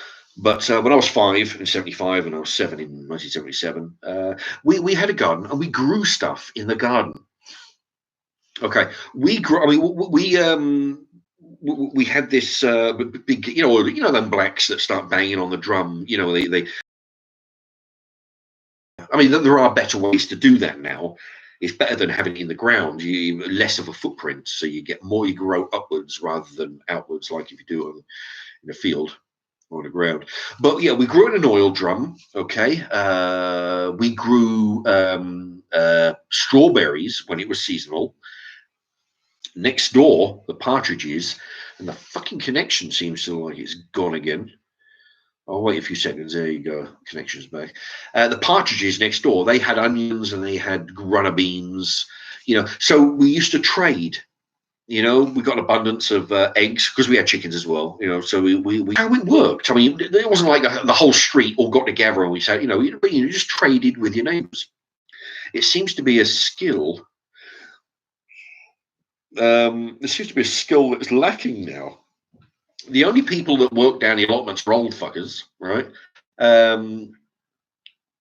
I've spoken to a few, and they're not much good in getting information out of them because they're willing to give you information, but their information is stuff that they learned when they were kids. You have a big pot, which they used to sell flowers in the co-op. Okay, then you put a carrier bag in the pot. And then you put a bit of dirt in your seed potato. Your seed potato is a sprouted potato. You put that in the pot, which is has a bag in there. You fill it with dirt. When it grows, when it sprouts a little bit, you put more dirt. Sprouts a bit more days. What you do is you chop off the plant, the top of the plant. You let it, or you let the plant die, you let the plant wilt for a few days, take all the greenery off, empty the bucket out, or onto the floor, and then you've got nice potatoes, you've got medium-sized potatoes, you've got a whole bunch of small potatoes, which no good to anybody.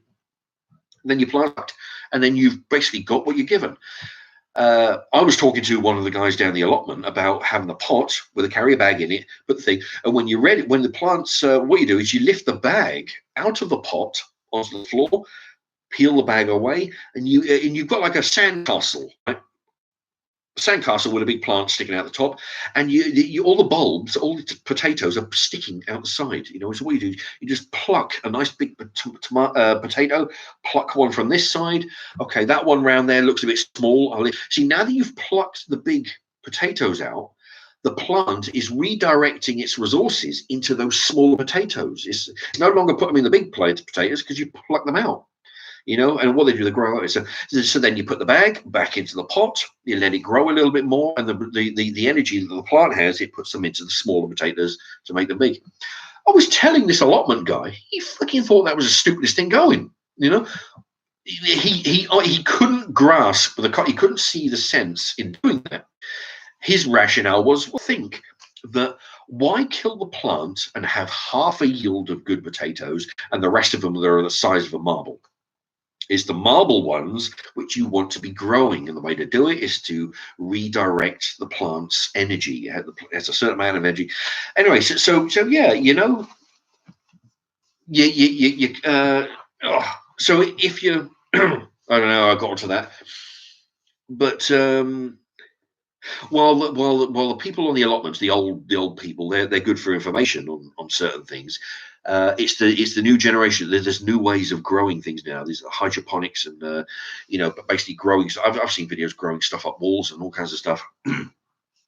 It's like block of flats. You grow up, not out, because the reason why they build flats and in money in growing plants, floor space is so expensive in resources. You don't grow one layer of vegetables over a wide thing. You grow layers, you go upwards, so you've got a small footprint on the ground, but you're growing up and you grow a lot more food that way. Skills like that people don't seem to learn anymore. So anyway, but so that's what I'm going to be doing once I get the allotment. Somebody else, what are you planning to concentrate on? Potatoes. Potatoes are easy as fucking hell to. They're the easiest thing going. Carrots, right? Probably two items: potatoes, carrots. Mainly potatoes, some tomatoes. But potatoes and one other thing. Then I'm thinking, because what I'm going to do, I'm going to hopefully go for the bees. Now the bee, and hopefully again, I'll be able to sell some of the honey.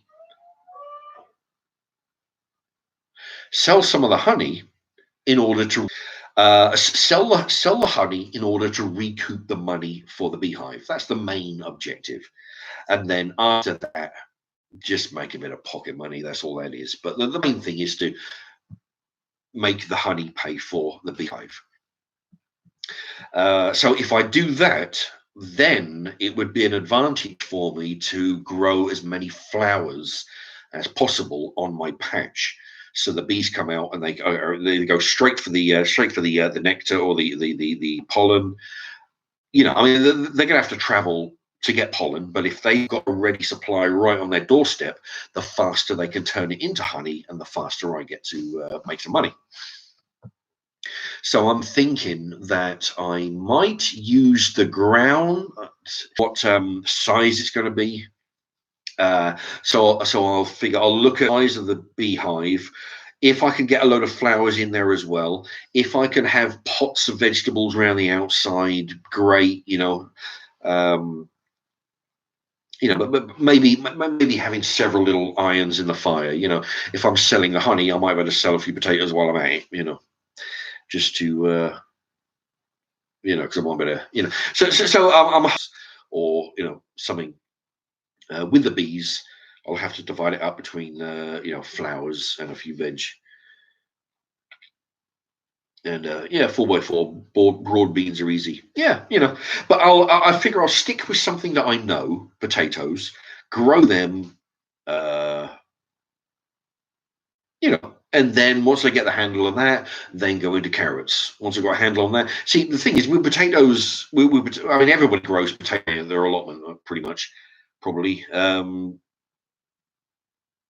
But there's always room to trade, you know, which is I really like the idea of trading. I like that.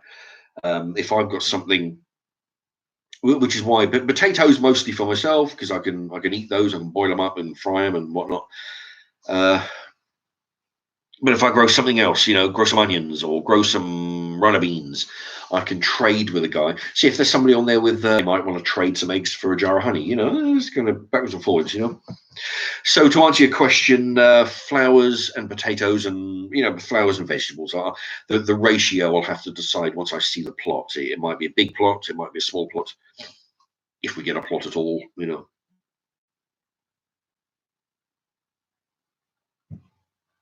Yeah, Shalash, you could do a cooking show using your purchase from the allotment. Exactly. I mean, whatever I grow in the allotment, um, assuming it's edible, then well, that's a good thing. If it turns out if it's not edible, and it all rots and it's always go in the compost, and that will enrich the dirt for the next crop, so it'll gradually get better. If it turns out to be edible, yeah, by all means, I'll be cooking them up in the kitchen, my potatoes and carrots and whatnot, because I'm always making casseroles and you know, all kinds of stuff. I mean, hopefully that would be. I would hope that that would be a popular video. Me filming my bees, filming my growing.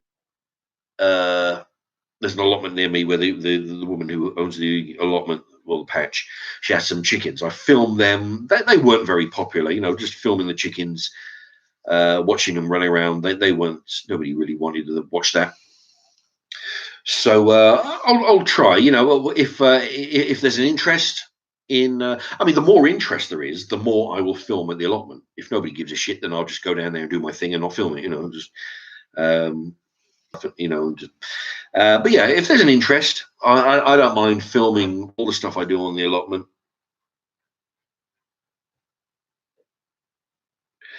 Um, Pablo Mancini, he does the potato in the bag trick. Yeah. Well, yeah. No, you can, but you can grow potatoes in a plant pot. You know, or if you live near a co-op, sometimes they do square. He's doing it now. The potatoes in the carrier bag, and you know, I can do that. I tell you, because it's a lot more portable. You know, you can move them around. Um, you know, you can get, like, say, a pound of potatoes grown in a flower pot, as opposed to on the ground, where you've got to, if you grow them in the ground, you've got to go in there with a fork. You've got to dig them up. You've got to damage some of the potatoes. Some of the potatoes might not be of size where you want them. You know, it's a good little trick.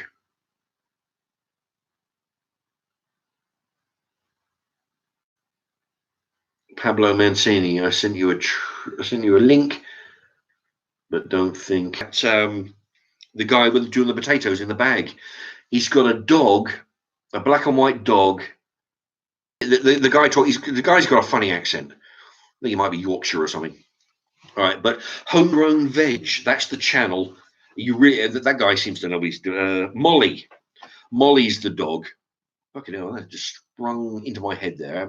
Yeah, if anybody wants to learn about, and you can watch, if you type in, if you go to Homegrown Veg's channel, type in potato, grow potatoes in a bag or something, you know, wording, something like that, and you'll bring it up, and he'll show you how to grow potatoes in a carrier bag in a pot. And you just pull the pot out, pluck the good and kill the plant. Pablo Mancini, check out that channel, Mark. Yeah, no, the thing is, I have checked that. Yeah, yeah, because when you wrote homegrown veg, and I've been passing it on to everybody who listen, you know. So, but yeah, Pablo Mancini, he's absolutely right. If anybody wants to check that out, go onto the channel called Homegrown Veg.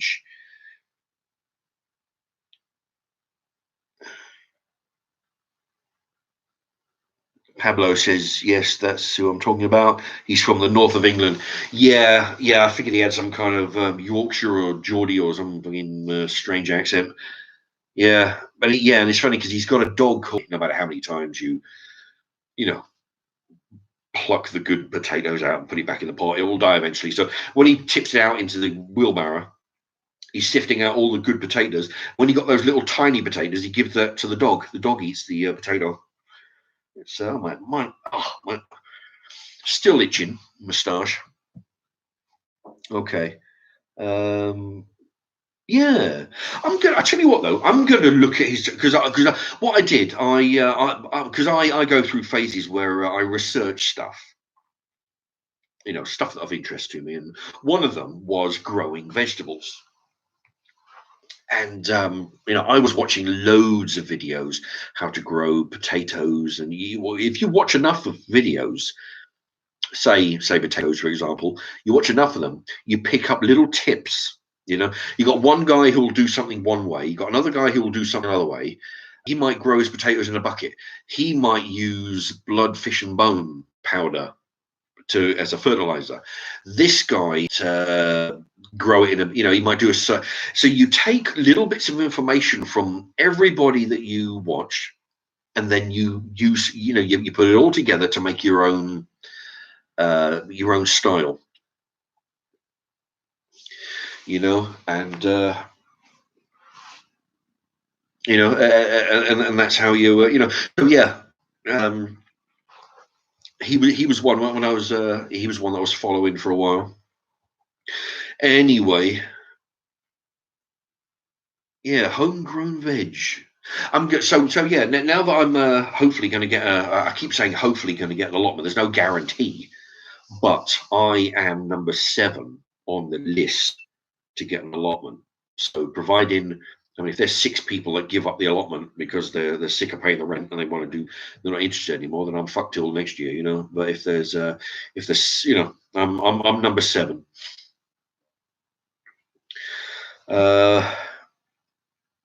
So hopefully, and then I'll be able to, everything I'm learning off the YouTube channels, I can put into my allotment, and hopefully people will learn something by watching me go through the 4x4. You must make your own compost. Absolutely. I mean, I've got a compost bin in the garage. So what I plan to do is, I mean, what I do now, I actually, what I do now, all my potato, you put them in a heap. You got some strawberries. You cut the top green bits off of that. The carrot tops, the parsnip tops. I hollow out my tomatoes because I don't really go for the seeds, so that goes in the bag. I put them all into a carrier bag and I put them in the freezer so they don't rot.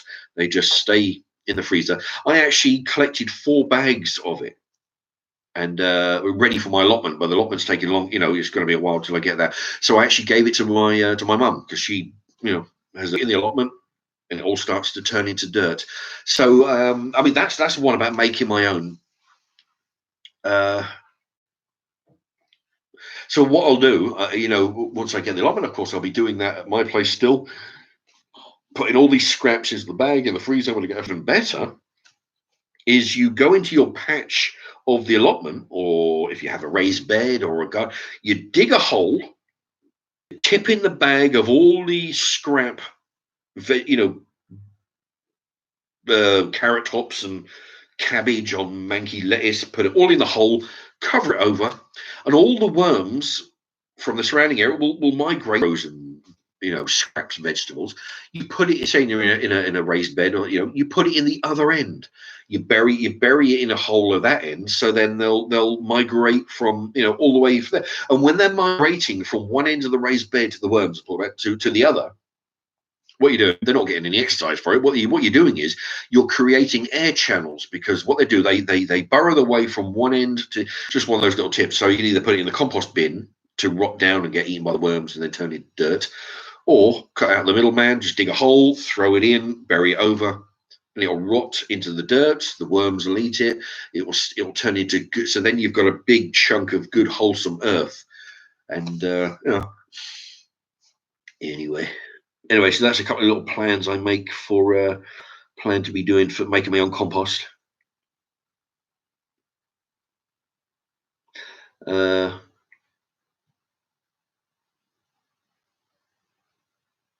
Adam Sebesoy. My eyes are going a bit. Hi, Mark. I think coronavirus is a good idea. Population control at its finest. Well, there is an argument to be said about we need is being fucked at the moment, what with pollution, overfish, or disease.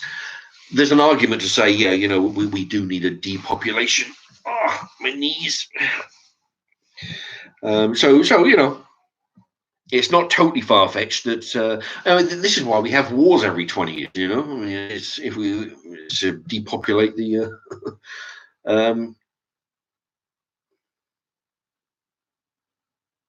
yeah, Pablo Mancini, it says it's amazing how many onions you get from a pack of seeds. 60 for a wheelbarrow full.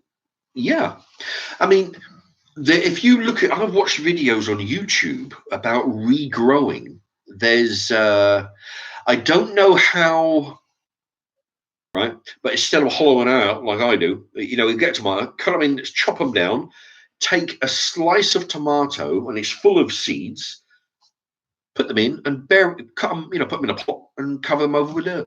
And apparently they spun. When I had chickens, what I did, I used to get a whole lettuce, right? A big head of lettuce, and I had a stick in the ground, right? A sharpened stick. And I used to put the lettuce on the spike in the ground, so it's that far off the ground, so it doesn't get all muddy and shitty, right?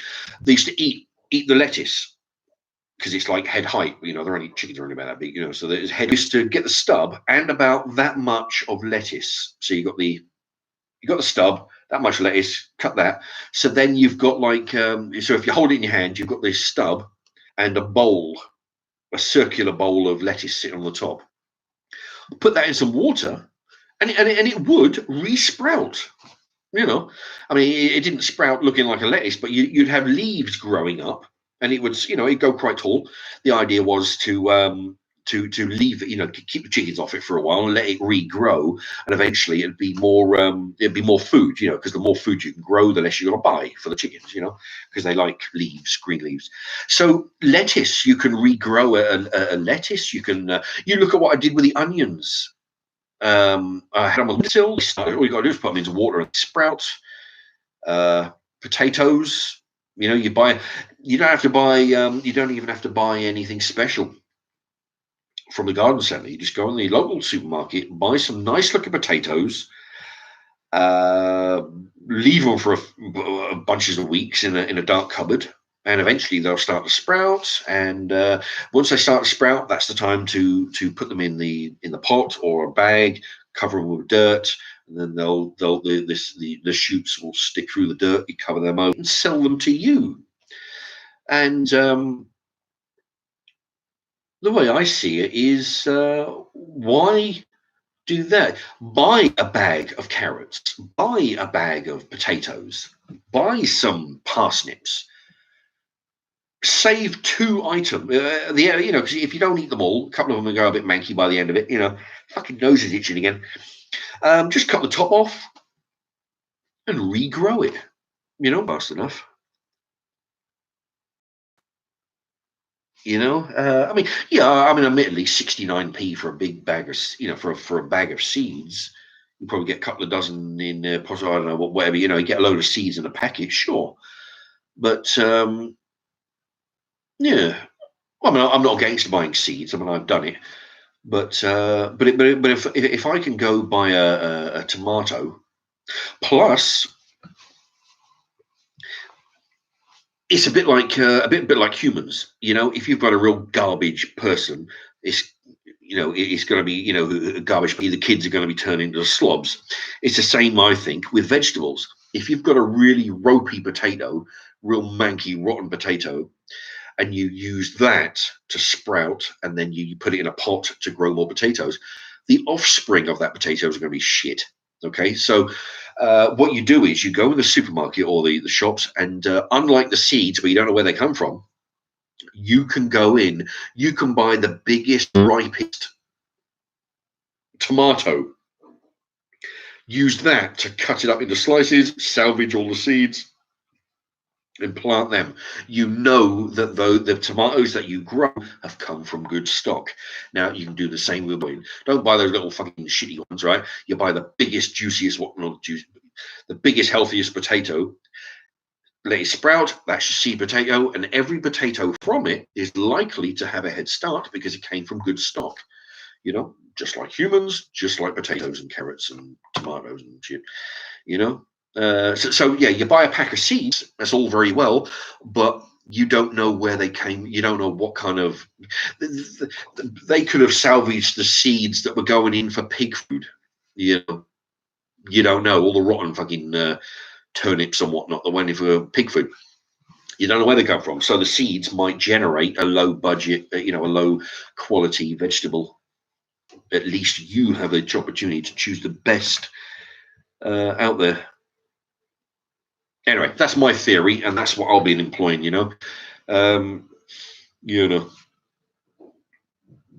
Although having said that, I have them down here. I've had these for years. Jeez. So by 2014, what I did, I went to the market, and the guy at the market was selling a box load of these. Not just these. This is what's this? This is salad. See, I bought these when I had the chickens. The idea was, I bought I bought a bag load of them. I can't remember. There must be 40 packets in here, all different things. There's more, all green leaves. Okay, they're all out of date. 2011, 2015, 14, 13. The idea was I was going to because basically, like I've told you before, I was going to grow that veg in pots for the chickens and put the grill on the top for the chickens to be eating. So basically, it didn't matter what. Just gonna put empty 10 packets into a bag, lucky dip, grab them out, sprinkle them around, and they would grow up like a lucky dip through the grills. So I'm reading a message there. But as I didn't. So I never did get the chickens because I had to move out. So I can use those on the allotments. I can use those if they grow. Great. I'll see if I can get a crop out of them. I'll eat and anything that's edible. I'll eat anything that grows malformed or doesn't really take. It'll either go back into the ground and it will add nutrients to the ground for me, coming up. So then we'll grow the flowers and it'll work. So I'll make use of them. And so I'll use those seeds, but normally I wouldn't buy seeds, not unless they were selling them off dirt cheap because they're out of date. I mean, some of those are like 5-6 years old, from the expiry date. There's no guarantee they'll grow, but I could grow on the windowsill, but I've got some other stuff growing on the windowsill. Got some more tomato plants growing on the windowsill, so I'm limited to the space. I got my 2 tomato plants from before, and I've got some more tomato plants growing, which have sprouted. They're about maybe half a centimeter high. Anyway, okay, right. It's been coming up on 2.5 hours. Oh boy. Anyway, waffling on for a while. I mean, if you'd be so kind as to, either this one or the cookery videos, if you let a few ads play, that'd be great. If you're in a position to help out and put some on my word, that'd be marvelous. All right, there's only a few people watching. I'm tired, and we go 2.5 hours. Okay, well, and in the coming months, if anybody does anything with, building up a surplus of a storage of essentials ready for the next apocalypse, let me know how that goes. We'll have a chat about that. And okay, well, I'll end it there. And thank you everybody for watching and taking part and throwing in your questions. Allied Air Power, I didn't get to your he's become a member of the Leaky Bum Bum Council. That's okay. Pablo Mancini, Adam Sebasoy, Terry Tibbs, Pablo again, 4x4, Mancini, 4x4, Shropshire Glass, G White. What else we got? 4x4 again, Pablo. Seems to be the same names. Oh yeah, Mad Maz, Cons Costumes,